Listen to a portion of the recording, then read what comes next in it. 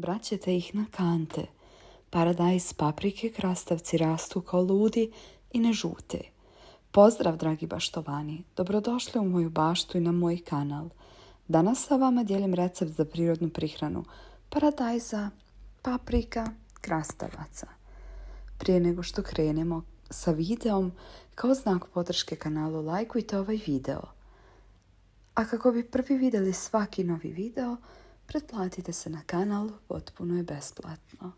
Sastojci za ovu prihranu su 1 litar vode, 3 do 4 kašike čili papričice ili sušene crvene ljute paprike u prahu, 1 kašika tečnog sapuna za pranje suđa, 2 do 3 glavice češnjaka. Uputstvo: čili papričicu i bijeli luk isjeckati. Sastojke staviti u blender, dodati 1 kašiku sapuna i dobro izblendati. Smjesu procijediti kroz cjediljku u drugu posudu. Dodati još vode kako biste razrijedili smjesu u omjeru 1:1. Preliti razrijeđenu smjesu u flašu sa sprejem.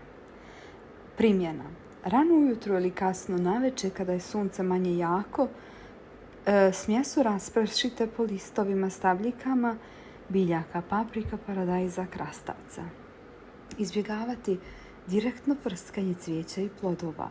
Ponovite ovaj postupak jednom sedmično ili po potrebi, naročito poslije kiše.